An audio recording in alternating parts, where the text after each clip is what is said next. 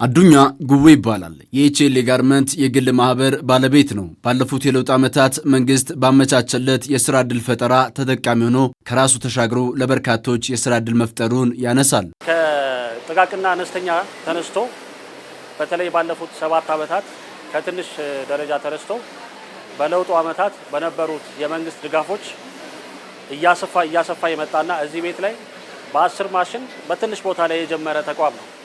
ግን ምርቱን ሙሉ በሙሉ ወደ ውጭ የሚልክ በአሁኑ ሰዓት ከፍተኛ ኤክስፖርት የሚያደርግና ከ400 በላይ ሰራተኞች ያሉት ካምፓኒ ነው።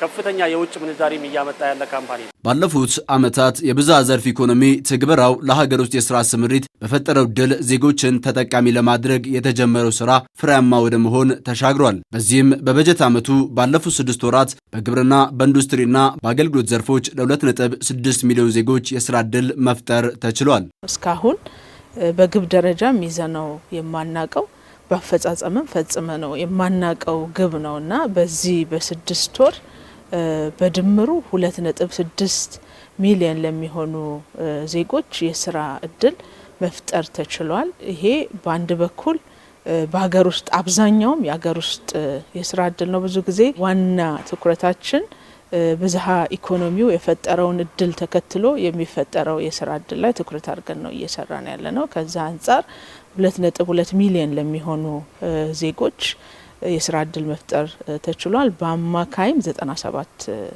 በመቶ ነው ማለት ነው ማሳካት የተቻለው። የውጭ ሀገር የስራ ስምሪትን በተመለከተም ከእቅዱ በላይ የተሳካበትና ዓመታዊ የስራ እድል ፈጠራ ግብን ለማሳካት የሚያስችል ቁመና ላይ እንገኛለን ነው ያሉት ሚኒስትሯ። 350 ሺህ ገደማ የሚሆኑ ዜጎች ለመሰማራት ታቅዶ ነበር።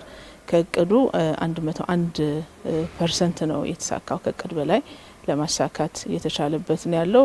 አዝማሚያውንም ካየን የበጀት ዓመቱን እቅድ ለማሳካት የሚያስችል ቁመና ላይ እንዳለን ያሳያል። አሁንም ልንጠቀመው የምንችለው በርከት ያለ እድል እንዳለ አመላካች ስለሆነ በተለይ የኮደርስ ኢኒሼቲቭ ስልጠና ተጠቃሚ የሆኑ ዜጎች፣ መሰረታዊ ክህሎት የዲጂታል ክህሎት ያላቸው ዜጎች ይህንን እድል መጠቀም ቢችሉ ገቢያቸውን ማሳደግ የሚችሉበት እድል አለና ይሄም አንድ የሙያ መስክ ወይም የስራ እድል መፍጠሪያ መንገድ ሆኖ እየሄደ ነው። ለዜጎች የተፈጠረው የስራ እድል ክህሎት መር የስራ እድል ፈጠራን ታሳቢ ባደረገ መልኩ በመሆኑ በሁሉም ክልሎች በዘርፉ ተጨባጭ ለውጥ እየተመዘገበ መጥቷል። እንደ ሚኒስቴር መስሪያ ቤቱ ገለጻ ከክልል ክልል የአፈጻጸም ተለያይነት አለው። ለመጀመሪያ ጊዜ ሁሉም ክልል በሚባል ደረጃ እኛ እንግዲህ ይሄንን ስራ ስንለካ በዝርዝር በተቆጠረ በቴክኖሎጂም በተደገፈ መንገድ ነው ስራውን የምንመራው። የእያንዳንዱን ክልል በአረንጓዴ በቢጫና በቀይ ዞን እየለየን ነው የምንለካው ማለት በአፈጻጸም ደረጃ ማለት ነው። ለመጀመሪያ ጊዜ ሁሉም ክልሎች አረንጓዴ ዞን የገቡበት ሁኔታ አለ። ይሄ የሚያሳየው የክልሎች አፈጻጸምም ከጊዜ ወደ ጊዜ እያደገ እንደመጣ ያሳያል ማለት ነው። በበጀት ዓመቱ ባለፉት 6 ወራት የተገኙ ውጤቶችን አጠናክሮ በማስቀጠል ለማህበረሰቡ ተጠቃሚነት መረጋገጥ በትኩረት እንደሚሰራም አረጋግጠዋል።